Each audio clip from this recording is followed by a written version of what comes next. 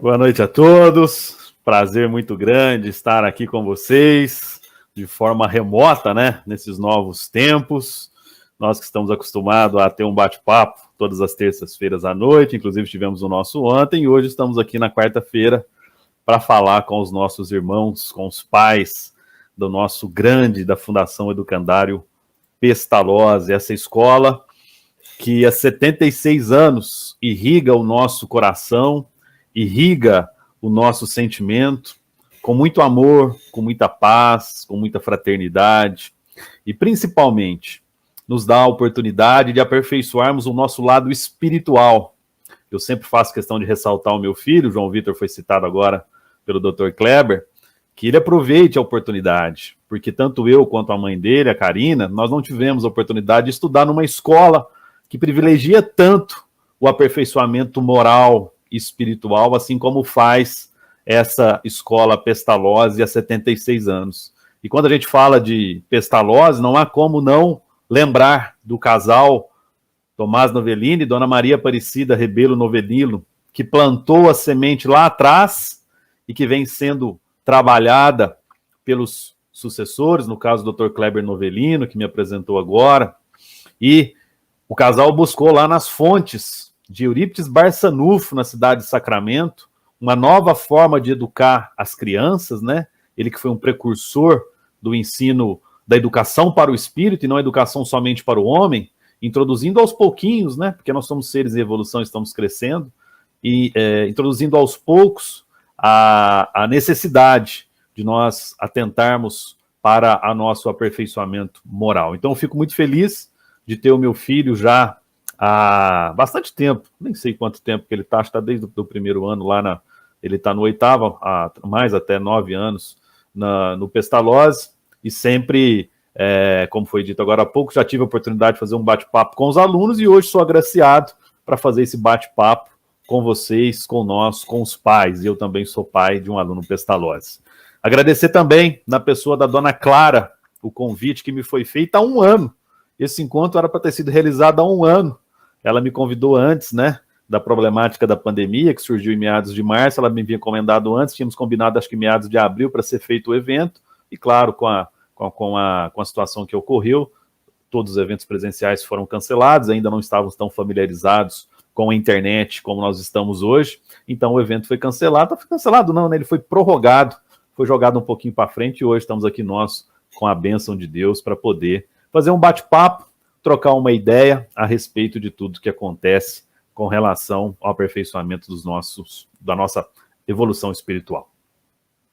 Se estivéssemos no presencial, faria uma brincadeira de dizer boa noite a todos e esperar uma boa noite de volta. Mesmo que não estejamos na forma presencial, sinto as vibrações vindo, todos vocês aí que me assistem graciosamente, que me dão a oportunidade de compartilhar um pouquinho daquilo que nós não sabe, mas aquilo que nós estamos tentando aprender para poder todos nós aperfeiçoarmos e chegarmos aos ensinamentos propostos pela doutrina espírita.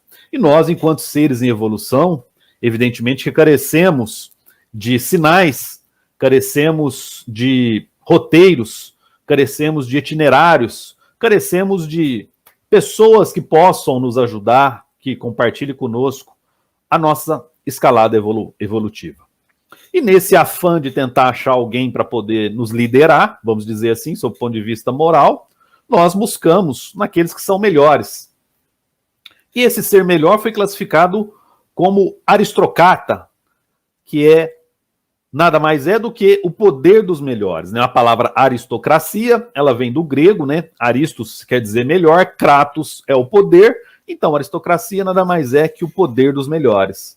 Só que nós ainda somos seres em evolução, somos seres imperfeitos, e às vezes a gente acaba se perdendo um pouco da forma como nós devemos seguir a nossa jornada, como nós devemos fazer as coisas, e damos valor às situações que não merecem a nossa devida atenção. Mas mesmo assim damos. E lá atrás, ainda mais simples e ignorantes que somos outros, voltando um pouquinho no tempo, nós valorizávamos muito, né, a questão das pessoas mais experientes, das pessoas que já tinham passado por certas experiências. E criamos a aristocracia dos anciães, que é a aristocracia do patriarcado, O que interessava nessa aristocracia, o que interessava para essa situação, era a experiência que aquele ser já havia vivido. Então, se ele já viveu determinadas experiências, ele tem condição de nos conduzir. E nós temos como exemplos o próprio Abraão, que foi um patriarca hebreu, ele foi um patriarca, um aristocrata, perdão, ancião. Os seus filhos, Isaac e Jacó, também tiveram esse título, tiveram essa oportunidade. Da mesma forma, Moisés, ele foi um aristocrata patriarca. As pessoas ouviam eles em razão da sua experiência, em razão da sua vivência em relação às situações da vida, às dificuldades da vida. Entretanto, esse tipo de aristocracia começou a surgir uma problemática. Qual que é a problemática que aconteceu com essa aristocracia que fez que surgisse outra? O surgimento das guerras entre nações, do conflito por espaço. Porque a partir do momento que as pessoas começaram a se locomover de um lado para o outro, elas começaram a querer dominar o território. E o ancião, por ser o mais idoso, ele não tinha condição física, ele não tinha força física para liderar o seu povo, para liderar a sua tribo, para liderar a sua equipe num combate. Fez com que surgisse, a partir de então, outro tipo de aristocracia, que é a aristocracia da força bruta, que é a aristocracia dos militares, que eram seres fortes, do ponto de vista físico, estrategistas no combate, que organizavam a sua equipe, organizavam o seu bando para poder digladiar com os outros. Na história da humanidade, nós temos como exemplos de aristocratas da força o Átila, que foi o rei dos Hunos, nós temos o Gengis Khan, que foi um guerreiro da Mongólia, enfim, vários outros que foram aristocratas em razão da sua força física. Entretanto, também surgiu uma problemática em relação a essa aristocracia, que foi o cansaço e o próprio envelhecimento desses líderes. Eles começaram a combater, chega um momento que eles perdiam a força física, perdiam o interesse, perdiam a vontade, e começou, a partir daí, agora, para quem que vai nos liderar, para onde nós vamos correr? E aí surgiu o poder daqueles que vinham logo em seguida, que são os hereditários, que são os descendentes, que são os herdeiros, vamos dizer assim, né? Aí surgiu a aristocracia do nascimento, da descendência, da hereditariedade, que nada mais é do que a aristocracia dos mais fortes, que eram os filhos daqueles que já tinham sido. Então houve uma sequência. Os filhos sucediam os pais para liderar. Mas mesmo assim, o ser humano, enquanto ser em evolução, começou a perceber que isso não era o bastante. E temos como exemplo dessa aristocracia os nossos imperadores romanos, os czares russos, os faraós egípcios, os reis, rainhas, enfim, que iam passando para os seus filhos, pelos seus descendentes, esse poder, essa aristocracia. Entretanto, a partir do momento que essa nobreza, que essa realeza começou a perceber que eles tinham o poder, tinham dinheiro, e eles começaram a usufruir da matéria, do dinheiro, enfim, do capital, e começaram a gozar disso de forma materialista. Entretanto, isso começou a provocar uma certa dificuldade em termos financeiros, porque a plebe, o povo, os súditos, trabalhavam e eles gastavam. Isso, com o advento do dinheiro, né, capitalismo começou a circular o dinheiro para lá e para cá, acabou derrubando essa aristocracia também para surgir a aristocracia do próprio dinheiro. E na aristocracia do próprio dinheiro, o que acontecia? Aquele que tinha o poder financeiro, seja através do escambo, seja através do produto, através do próprio dinheiro em espécie, ele tinha o poder, porque ele tinha mais escravos, ele tinha mais produto para tocar, aí ele começou a ser respeitado. E esse aristocrata, nós temos como exemplo os sheiks árabes, os próprios nobres, a realeza da Idade Média. Entretanto, qual foi a problemática que surgiu para esta aristocracia?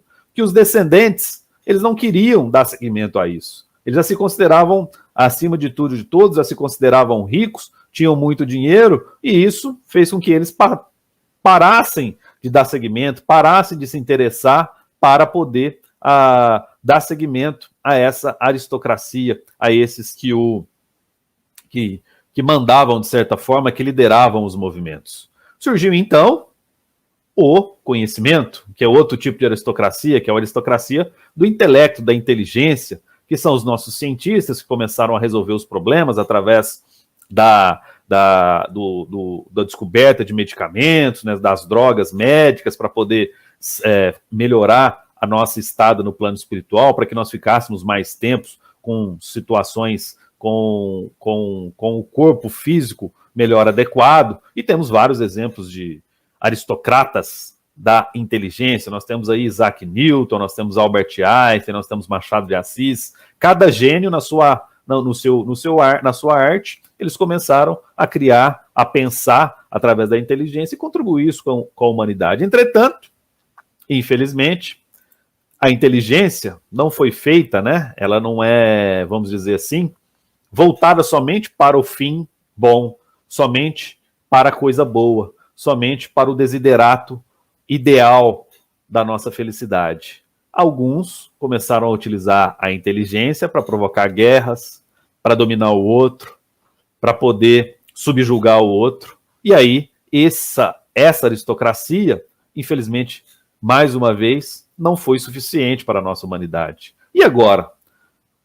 Narrado esses 5 tipos de aristocracias, pelo qual todos nós passamos ao longo da humanidade, tirando a primeira, que foi a aristocracia dos anciães, né? Porque hoje ainda nós temos muita dificuldade para poder reconhecer o verdadeiro papel dos nossos antecedentes, dos nossos idosos, dos nossos irmãos que chegaram primeiro que nós. Todas as outras 4 continuam. Da força bruta, nós temos o exemplo do quê? Dos países ditadores que utilizam da sua força para se impor no poder e fazer a sua vontade prevalecer. Nós temos a ditadura dos descendentes. Quem nunca aqui, que atira a primeira pedra, que nunca deu uma carteirada familiar? O que é carteirada familiar? Olha, eu sou parente do político, eu sou parente do empresário, eu sou parente do líder religioso. E nós queremos aproveitar todo o poder, entre aspas, que essa pessoa tem, trazendo para o nosso benefício. Essa aristocracia, infelizmente, ainda existe. A aristocracia do dinheiro, essa é a mais evidente, a mais forte em todos nós. O apego ao materialismo, porque quando eu tenho dinheiro, eu acho que eu posso tudo. Eu acho que o meu projeto de poder, né? Eu digo poder, eu sempre faço questão de ressaltar, porque quando eu falo poder, né, como diz os nossos irmãos nordestinos e nortistas, o ênfase na palavra é maior, em vez de eu falar poder. Então eu digo poder. Quando eu tenho dinheiro no bolso, eu acho que eu sou poderoso, que eu tenho o poder de fazer tudo da minha forma, do jeito que eu quero, e passo a me ludibriar com as coisas, e evidentemente, ao fim e ao cabo disso, fico triste e sinto as consequências. Da mesma forma, a aristocracia intelectual, ela existe, porque nós temos muitos irmãos inteligentíssimos, mas que não utilizam a sua inteligência para o bem. Quantos legisladores fazem leis com brechas? Quantos intérpretes da lei, juristas, procuram brechas na lei? Quantas pessoas que trabalham com engenharia, com física, com cálculo, estudam isso para poder cavar túneis, para fugir de presídios, para roubar bancos? Quantas letras de músicas, quantas páginas de livros foram escritos para defender um ideal próprio, ainda que a maioria discorde, ainda que você veja que está errado, mas você faz questão de escrever a letra da música ou a página do livro para poder encaminhar as pessoas, influenciarem mais pessoas a pensarem da sua forma. Quantos irmãos, infelizmente, não cursam economia, administração, as ciências contábeis, para poder aprender a dar golpes financeiros nos outros irmãos menos atenciosos em relação a isso, menos compreendidos em relação a isso, no afã de ter mais dinheiro, considerando que haveria mais felicidade. O problema está relatado. E a solução para isso tudo? O codificador Allan Kardec traz para nós um novo tipo de aristocracia, no qual todos nós estamos nesse momento passando de todos eles, né? Como foi dito, que todos ainda, de certa forma, estamos vivenciando de alguma forma, para um mais apurado, para um mais perfeito, sob o ponto de vista espiritual, que é a aristocracia intelecto-moral. Porque para nós, seres em evolução, o que nos salva, o que nos salvará, o que nos ajudará, o que nos colocará num estágio superior no próximo mundo, que é o mundo de regeneração, é a nossa moralidade, é o nosso conhecimento, que são asas da evolução. Da mesma forma que não adianta eu somente ter o intelecto expandido, aperfeiçoado, não adianta eu ter só a minha moralidade. Porque a minha moralidade, ela me coloca para ajudar as pessoas. Mas ela não me ajuda a entender a sistemática do plano todo, a sistemática das leis todas. O meu intelecto me ajuda a entender tudo isso, mas ele não toca meu coração para eu enxergar e ter empatia de ver o nosso irmão numa situação de dificuldade. Allan Kardec, no livro Obras Póstumas, né, que foi publicado depois do seu desencarne, através da sua esposa, no capítulo 21, ele tinha deixado escrito o artigo Aristocracia Intelecto-Moral do Futuro. E lá ele coloca o seguinte, que os maus, já naquela época, né, isso serve para nós hoje tranquilamente, são numerosos. E infelizmente, verdade. É infelizmente verdade. O que, porém, faz que eles pareçam ainda mais numerosos é que eles têm mais audácias. Vou repetir. Os maus são numerosos. É infelizmente verdade. O que, porém, faz com que pareçam que eles ainda são mais numerosos que realmente são é que eles têm audácia. Que eles não têm medo. Que eles não se escondem. Que eles buscam, infelizmente, dentro da sua completude, dentro da sua visão limitada, achando que eles estão acertando, eles buscam cada vez mais fazendo mal. E eles vão buscando espaços. E continua o codificador. Os bons, ao contrário, não fazem alarde das suas boas qualidades.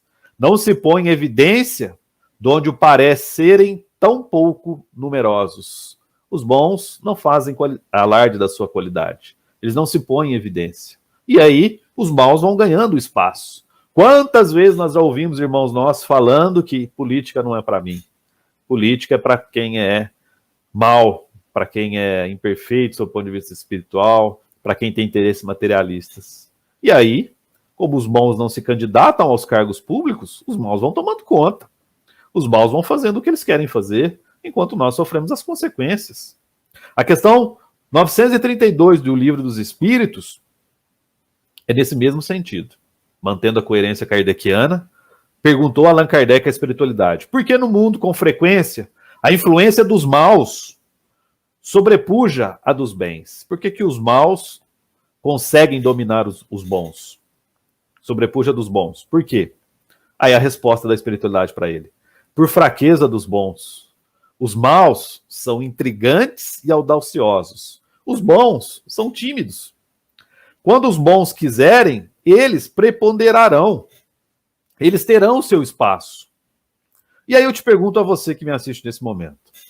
Você, como um pai de um aluno do Pestalozzi, ou mesmo que você não seja pai, que esteja nos assistindo, você faz algo na sua casa, no seu entorno, no seu ambiente profissional, para que o bem prepondere, para que o bem possa prevalecer sobre o mal? Você faz a sua parte? Porque nós não podemos esquecer que os pais e todas as pessoas de forma geral, no sentido de influenciar, né? Hoje nós temos os influenciadores digitais da internet, os jovens aí que querem que o pessoal siga eles nos seus conceitos, nas suas ideias. Todos nós somos influenciadores, e principalmente nós, pais, que recebemos os nossos filhos, e fomos consultados por isso no plano espiritual, recebemos os nossos filhos para poder ajudá-los a sair do plano material melhor do que quando eles chegaram. Entretanto, nós sabemos dar os nossos exemplos em casa, nós praticamos as coisas como nós queremos que os nossos filhos pratiquem. Tem aquela frase, né, de um autor desconhecido, que o discurso convence, a palavra convence, mas o exemplo arrasta. Nós estamos fazendo os nossos exemplos para arrastar? Uma associação de entidades que transmitem por essas TVs por assinatura, né, por TV paga, geralmente a cabo ou por satélite, reuniram e eles estão enfrentando um problema grave há muito tempo já. Porque alguém, um aristocrata intelectual, descobriu que é possível você buscar o sinal do que vem do satélite ou do próprio cabo e você passa a assistir isso sem a contraprestação pecuniária, sem você pagar a mensalidade para essa TV. Porque a TV, para ela chegar na sua casa, ela tem um custo. Ou ela paga para a produtora do filme, ou ela paga para o jornalista para fazer ou ela paga para o próprio canal, para o canal ser transmitido por aquela provedora de canal a cabo, canal satélite. E nós, no nosso jeitinho, ainda de seres em evolução, achamos que nós podemos furtar esse sinal e assistir na nossa casa. Em vez de pagar aquela mensalidade, pagar todo mês um valor correspondente, nós vamos lá, contratamos uma pessoa, um técnico, que já vem com o aparelhinho pronto, que ele vem e coloca ali na sua casa, tal, faz a instalação dos fios, etc., direciona a antena para o satélite, passa a captar todos os canais, todos os filmes que deveriam ter sido pagos, e você paga assistir, você passa a assistir, pagando apenas um valor fixo, em vez de pagando todos os meses. E você se gaba disso, dizendo aos seus parentes no almoço de domingo, dizendo aos seus vizinhos, dizendo nos seus colegas de trabalho que você não paga assinatura de televisão, de canais de televisão fechado. Você tem lá um aparelhinho que resolve o seu problema. A associação das reprodutoras aí, desses canais que vendem, né? Eles se reuniram e fizeram uma propaganda muito interessante institucional, que está sendo veiculada. Eles colocaram crianças de 4 ou 5 anos questionando os próprios pais na propaganda comercial, dizendo: pai, mas está certo isso? Ô pai, eu posso assistir sem pagar? Mais ou menos nesse contexto. Tocando o coração dos pais para dizer: olha, você está ensinando o seu filho a burlar o sistema. Você está ensinando o seu filho a fazer aquilo que não pode ser feito. Porque você, enquanto senta com seus amigos, com a sua família, e levanta o dedo para reclamar dos congressistas, dos políticos de Brasília, você exige moralidade deles. Entretanto, no seu universo particular, você não age da mesma forma. E aquelas crianças, crescendo, vendo este exemplo, elas acabam por achar que aquilo é tudo natural.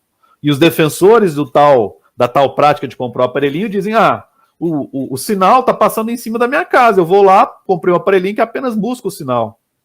Da mesma forma que o sinal de TV passa sobre a sua casa, sobre a sua residência, a água passa embaixo, a sua casa. A energia passa na frente no poste. E você tem que pagar pela energia, você tem que pagar pela água que passa embaixo. Ou, quem mora em condomínio, em edifício, o gás passa do lado, passa na parede. Você tem que pagar pelo gás que entra para você fazer o seu alimento. Nós, infelizmente, ainda não conseguimos entender que tudo aquilo que eu faço reverbera no universo. Tudo aquilo que eu pratico reverbera em torno de mim. E principalmente para os nossos filhos, enquanto pais, lembrando que nós assumimos o compromisso de conduzi-los a uma jornada evolutiva lastreada pelos passos do Mestre Jesus Cristo, esquecemos que as coisas que a gente faz aqui a colar são coisas menores. Isso tudo se multiplica e acaba refletindo no todo no globo. Outra situação problemática, será que nós conseguiremos fazer com que os nossos filhos seja um aristocrata intelecto-moral, brigando na frente dele? Quantas brigas em família são provocadas lá atrás? Porque a criança começa a assistir as discussões, a assistir os desentendimentos do pai com a mãe, da mãe com o pai, e passa a colocar na sua cabeça que aquilo normal faz parte do seu universo. E quando essa criança cresce, começa a se relacionar com outra, começa a constituir a família com outra, aquilo fica registrado no seu inconsciente, ela acha que, meu pai e minha mãe brigou muito, então é normal eu brigar agora. E, na frente dos filhos também, os filhos crescem e isso não para de crescer. Todos começam a repetir padrões que eles entenderam, acharam normais, porque eles assistiram aquilo na sua casa. Tem uma passagem que o espírito Néio Lúcio conta para nós, de Jesus com Simão Pedro. Simão Pedro foi escalado por Jesus Cristo para visitar uma família problemática que vivia na Galileia. Uma família que discutia muito, que gritava, que brigava. Simão Pedro, como embaixador do Cristo, como apóstolo, foi ao encontro dessa família, na tentativa de levar um pouco de paz, um pouco de sobriedade, um pouco de amor. Quando se aproximava da casa, faltando ainda alguns metros, já começou a escutar a gritaria daquele ambiente. O pai gritando com os filhos, a mãe brigando com o marido, irmãos brigando entre si, todos se digladiando verbalmente, gritando. Quando Simão Pedro está prestes a entrar na casa, alguém joga um objeto, e esse objeto quase acerta Simão Pedro. Simão Pedro, esperando eles pararem de se digladiarem, esperando eles pararem de brigar entre si, vê que não terá sucesso, ele dá meia volta e vai ao encontro de Jesus. Chegando perto do mestre, Jesus pergunta a ele: e aí, Simão Pedro, como foi a experiência? O que aconteceu lá? Simão Pedro, estressado, nervoso, raivoso pela situação, começa a desqualificar a família, dizer que eles são muito violentos, que eles são problemáticos, que não há espaço para nada, que é difícil dialogar com eles. Jesus ouve tudo. Depois do término do relato de Simão Pedro, Jesus disse a ele: Simão, nós já sabíamos que essa família era assim. Foi por isso que eu te mandei lá. E não falou mais nada. Então, quando você está dentro de uma situação conflitante na sua família, onde não há diálogo, pense muito a respeito. Será que isso não está acontecendo porque tem um porquê? Ou que já foi gerado, de certa forma, em vidas passadas? Ou Jesus te mandou, né? Deus te mandou, melhor dizendo, para que você encarnasse nessa atual família, justamente para que você apaziguasse os ânimos? Que em vez de você levantar a voz, você apenas ouvisse? E quando as coisas estivessem mais tranquilas, você desse a sua versão? Porque o exemplo que Jesus, nessa narrativa com Simão Pedro, diz é que nós sabemos que todos nós temos dificuldade, principalmente na nossa família. Emmanuel tem uma frase, aliás, eu cito muito Emmanuel, porque, vou fazer uma brincadeira aqui, quando eu chegar no plano espiritual, a primeira pessoa que eu vou procurar é Emmanuel, para eu poder fazer uma selfie com ele na rede social que tiver lá no plano espiritual, porque ele é, sem dúvida nenhuma, um grande espírito que ajuda muito a gente.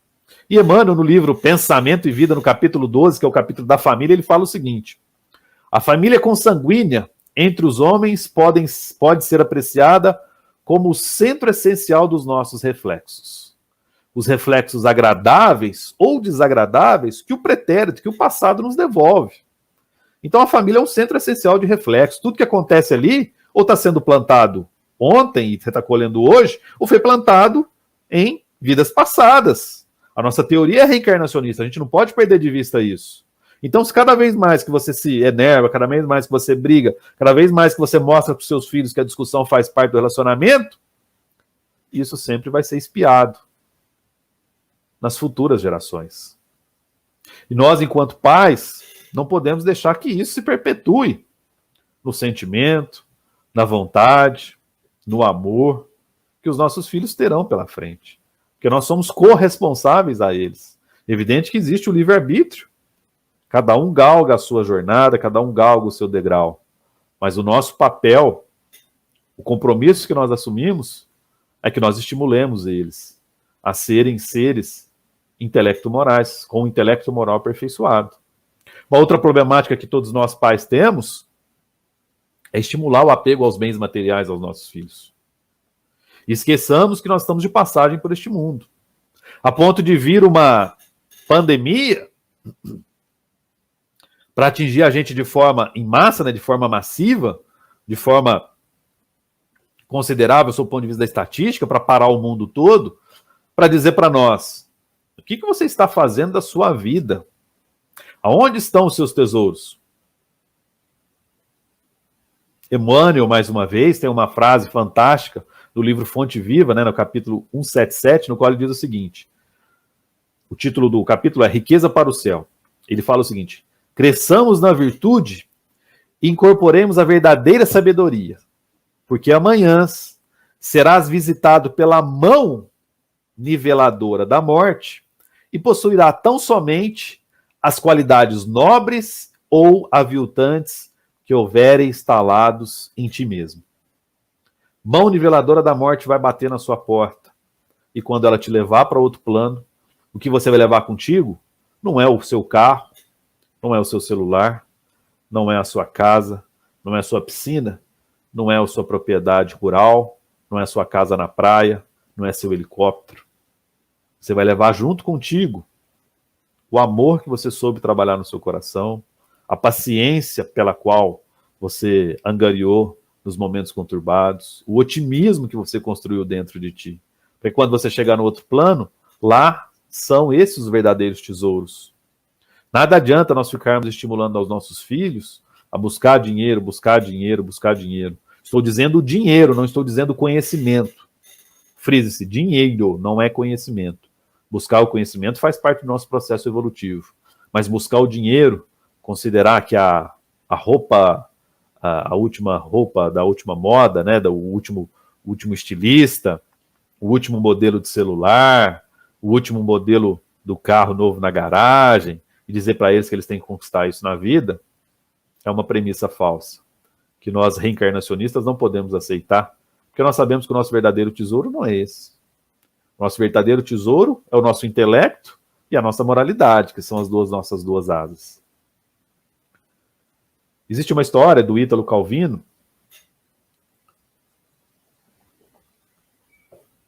que fala sobre a camisa do homem feliz. Certa vez tinha um rei que tinha um filho. E esse filho era triste, melancólico, ficava no cantinho dele, não participava de nada, das festas do reino. O rei fazia festas e festas em seu castelo, chamava toda a nobreza, chamava o pessoal, naquela época, o bobo da corte, para poder animar, contar piadas, enfim, o filho dele sempre triste. E ele ficou encasquetado com aquilo, né? A alegria do pai, mas a maior alegria do que nós pais é a alegria dos nossos filhos. Ele queria ver o filho dele feliz. Aí ele reuniu o conselho dele, todo rei tem o seu conselho, o seu ministério, os seus auxiliares, e disse a eles, vocês têm que achar uma solução para o meu filho que está triste. Ele tem que ser uma pessoa feliz. Eu sou feliz, a mãe dele é feliz, e ele é triste, nós precisamos, enquanto ele não for feliz, eu não serei feliz em plenitude. O conselho pensou de um lado, pensou de outro, o que nós vamos fazer? Consultou um, consultou outro, não conheço ninguém. Vamos fazer o seguinte, vamos para tentar solucionar isso, vamos fazer um comboio de pessoas, né? Vamos sair em diligência, vamos reunir a nossa tropa, os nossos conselheiros e dizer para o rei que tem pessoas felizes que vivem lá na selva, que vivem lá na floresta, longe aqui do nosso feudo, mas são pessoas felizes e lá eles vão ter vai ter a solução. E aí o rei juntou toda a sua turma e saiu do seu castelo e foi em direção à floresta em busca de pessoas. Passando pelo vilarejo, pela plebe, né, que fica ali próxima do reino, ele encontrou uma pessoa que estava cantando, que estava feliz, estava trabalhando como artesão, uma coisa ou outra. Chegou para essa pessoa e falou, tô vendo que você está feliz. Ah, sim, sou feliz e tal. Eu estou precisando de um artesão como você lá no reino. Você quer ir lá trabalhar comigo? Você vai ganhar o dobro ou o triplo do dinheiro que você ganha aqui. Ele falou, nossa, claro, eu quero ir sim, eu posso trabalhar, estou indo agora. Aí o rei falou, não, esse não trabalha por prazer, esse não é feliz em sua plenitude, ele trabalha pelo dinheiro. Quanto mais dinheiro oferecer a ele, mais ele quis ir. Continuou caminhando, encontrou uma moça que também cantarolava, alegre, e disse a ela, você quer ir comigo para o reino? Para trabalhar comigo no castelo? Lá você será uma das minhas serviçais, e você terá muito dinheiro, terá festas, terá acesso à nobreza. Ela, sim, quero, imediatamente. Ele falou, essa também não serve para ajudar meu filho, porque ela está em busca de dinheiro, assim como o outro. Continuou caminhando, entrando na floresta, tinha uma casinha, daquelas casinhas simples, saindo fumaça pela chaminé. Aí ele encontrou um senhor trabalhando lá, varrendo, feliz, tal. Ele falou, este é uma pessoa feliz. Chegou para ele e falou, você que é feliz dessa forma, você quer ir trabalhar comigo lá no castelo, quer ser um serviçal meu, próximo, auxiliar próximo? Ele falou, não quero. A minha felicidade é viver aqui.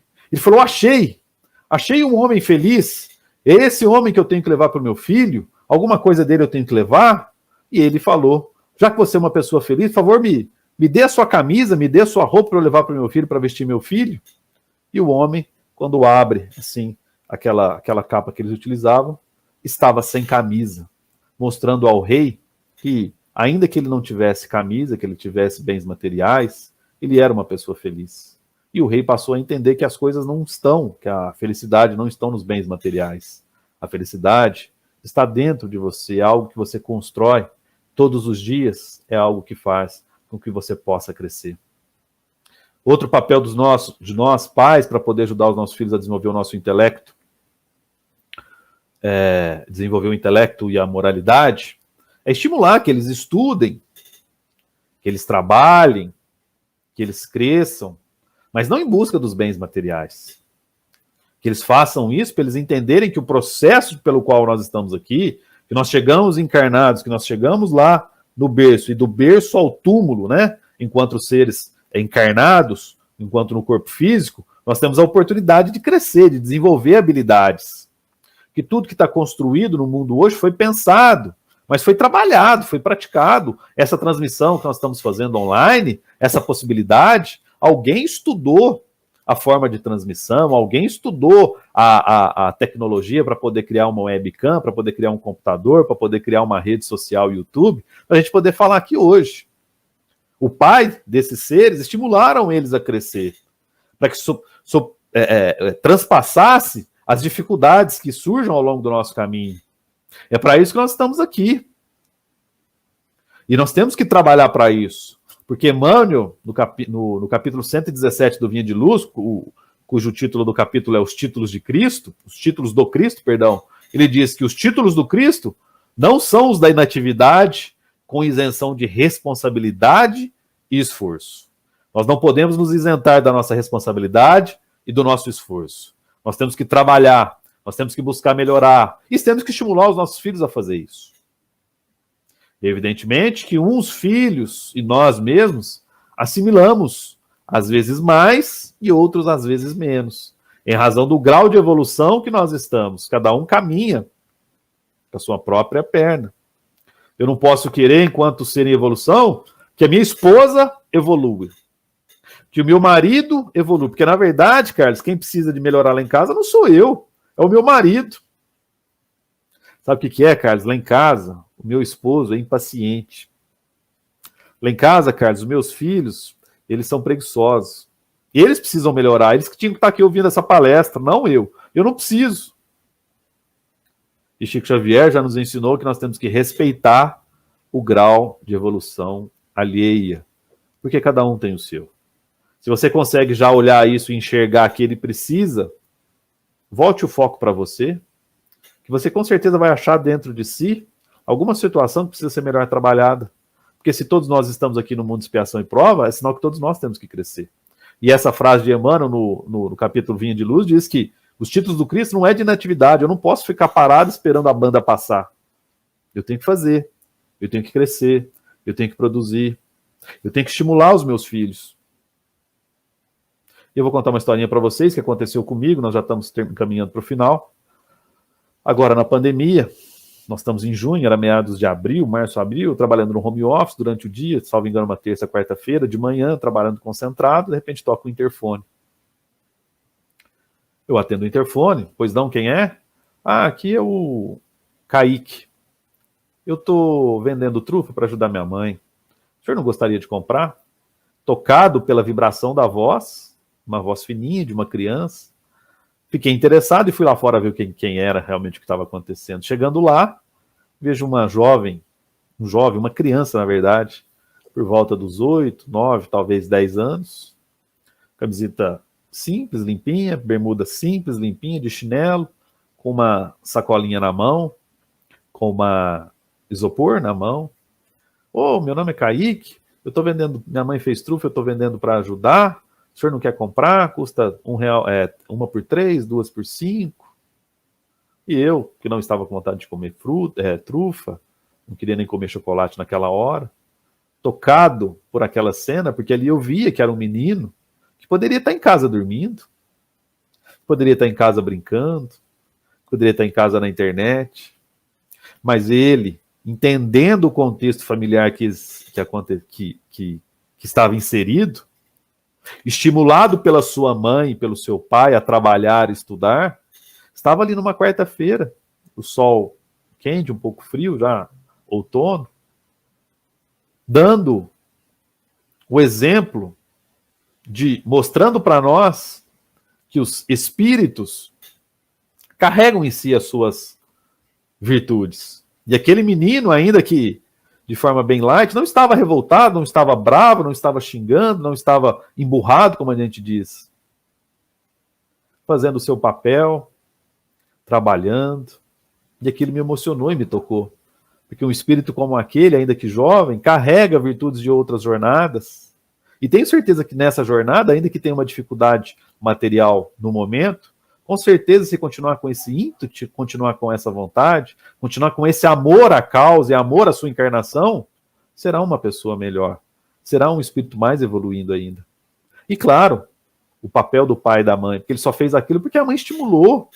A mãe trabalhou, evidente que buscando uma solução financeira, que deve passar dificuldade em razão de pandemia, problemática de desemprego, mas estimulou o seu filho entendeu a mensagem, entendeu a importância de poder ajudar. Para finalizar, nós pais temos que tocar os corações dos nossos filhos, porque nós estamos aqui junto com eles para poder crescer. E nós, evidentemente, nessa busca, nesse afã de tentar tocar o coração das pessoas, às vezes cometemos alguns impropérios, cometemos algumas situações que não correspondem à nossa realidade. Conta-nos Raul Teixeira, uma passagem de Jesus com Judas Iscariotes. Os dois estavam no alto de uma montanha e eles começaram a descer a montanha. E só Judas falava, reclamava desse, reclamava daquele, falava que aquele vilarejo é isso, que o outro era não sei o quê, que aquele outro. O Mestre Jesus apenas ouvindo, descendo a montanha, descendo, e Judas reclamando, falando mal do seu entorno, falando das pessoas que conviviam, falando mal dos outros apóstolos, etc, reclamando, falando, Jesus apenas ouvindo. Chegando ao final, embaixo, no pé da montanha, Judas estava com a boca seca, com muita sede, de tanto falar mal dos outros. E eles, de repente, se depararam com um lago já, né? Numa planície já tinha um lago, um pequeno lago decorrente das águas da chuva. E Judas, para matar sua sede, se ajoelhou frente à água cristalina e colocou as duas mãos para poder puxar água para beber. Quando ele coloca as duas mãos, ele toca o fundo desse pequeno lago. E a água que era cristalina faz com que o barro se levante. E ele olha para Jesus e fala: mestre, veja, eu fui matar a minha sede, mas a água agora está suja. E Jesus, com a sabedoria de um espírito monumental, governador do planeta, explicou a ele: Judas, o coração das pessoas é como essa água agora. Você tem que saber tocar o coração das pessoas, porque se você for no íntimo dela de forma que ela não permita, ou no íntimo dela de forma muito forte, você, além da água do coração, você vai tocar nas lamas que todos nós carregamos no nosso coração. Daí porque se você quer que o seu filho entenda a importância de ser pontual, a importância do relógio, a importância do tempo, não adianta você falar para ele que quando você era jovem como ele, quando você era criança como ele, o seu pai falava, tá na hora de levantar, você já dava o pulo da cama, senão... Hoje o mundo é digital. Você pode dizer para ele analisar como chega o entregador do iFood na casa, quando vai trazer alguma comida que vocês pediram pelo delivery, né? Vocês pediram pelo aplicativo. Veja a ansiedade que chega os entregadores, para você dizer para ele que ele tem que valorizar cada segundo, que para ele o segundo que ele perde, às vezes assistindo televisão, vendo um videogame, é muito importante para uma pessoa que depende do tempo que eles têm. Se eles não cumprirem o tempo, eles pagam multa. Você pode dizer para o seu filho que na sua época as relações eram diferentes, que um olhava no olho do outro, um pegava na mão do outro, mas não adianta você dizer que a rede social da sua época, né, e de muitos aqui acredito, a minha era assim, que a rede social da nossa época era o quê? Era aquele caderno de perguntas e respostas onde você conhecia as pessoas, colocava o nome, colocava lá, time preferido, prato predileto, se pudesse viajar, conheceria qual país. Essa era a rede social da época, né? Era o caderno-book. Hoje existe o Facebook, existe o Instagram, existem as redes sociais que nós ainda não estamos conseguindo acompanhar, que é o TikTok, que é o próprio Twitch. Essa é a linguagem do seu filho hoje. É nesse sentido que você tem que se atualizar, é nesse sentido que você tem que buscar para poder falar com ele. Porque existe uma música, né, do Gustavo Lima, o pessoal gosta muito, fez muito sucesso, aquela música Apelido Carinhoso, na letra da música está escrito que toda situação é uma prova de amor. Toda situação é uma prova de amor. A dificuldade que passa, o surgimento dessas aristocracias voltadas para o dinheiro, para o materialismo, para a idade, para a inteligência, tudo isso é uma prova, é uma situação de amor que nós temos que passar. Outra letra de outra música interessante, né? Essa agora mais próxima aí do pessoal mais velho, Emílio Santiago, na música Verdade Chinesa, no meio da letra pergunta, mas o que é a vida afinal? E no final ele responde, o que vale é o sentimento e o amor que a gente tem no coração. O que vale é o nosso sentimento e o amor que a gente tem no coração. Para finalizar, eu vou dar um exemplo de alguém que eu consegui constatar na atualidade, né, para encerrar, que teve o seu intelecto moral provado. Não sei se acompanharam, mas teve um caso no Ceará da juíza doutora Kathleen Nicola Kilian, ela é juíza em Quixeramobim, lá no Ceará. Ela recebeu a carta de uma criança que foi gerada por um pai, mas foi criada por outro. E lá no documento consta o pai natural, o pai que gerou ele, que ajudou a gerar ele. E ele, criando um vínculo de afeto com o pai afetivo, com o padrasto, com o pai com quem ele criou, falou, não, meu pai é esse, não é aquele. Eu quero que esse é o nome que conste. E resolveu, com suas próprias mãos, escrever uma carta direcionada à juíza, porque a juíza ia lá entregar a cesta básica no vilarejo dele. Essa juíza é uma juíza legal. Eu vou escrever uma carta para ela. E escreveu uma carta relatando o fato, pedindo que ela mudasse o nome nos documentos dele, de um pai, do pai natural para o pai afetivo, para o pai que criou ele. A juíza, demonstrando já ter um aspecto intelecto moral desenvolvido, fez o quê?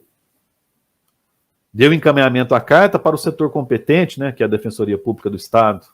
Mas ela poderia, se fosse um espírito ainda fechado no materialismo, se fosse uma juíza fechada na liturgia do seu cargo, se fosse fechada nos seus conceitos técnicos, ela poderia primeiro nem ter lido a carta. Poderia ter rasgado, jogado no lixo. Ela poderia ter pegado a carta, engavetado. Poderia ter pegado a carta, passado para a assessoria resolver. Ela poderia ter pegado a carta, lido, se emocionado, mas não ter feito nada. Mas a doutora Kathleen Nicola Kilian, demonstrando já ser um espírito com um intelecto moral desenvolvido, procurou ajudar e encaminhou o pedido dele para a Defensoria Pública, para que a Defensoria colocasse no papel de forma adequada o pedido do menino. É para isso que nós temos que criar os nossos filhos, é para isso que nós temos que criar os nossos parceiros de vida corpórea, para que eles sejam profissionais, como foi essa juíza de Quixeramobim, no Ceará. E na resposta para o menino, ela cita, né, uma poesia atribuída a Cora Coralina, que fala cujo título é Não sei se a vida é curta. E a poesia é mais ou menos assim. Não sei se a vida é curta ou longa para nós, mas sei que nada do que vivemos tem sentido se não tocarmos o coração das pessoas.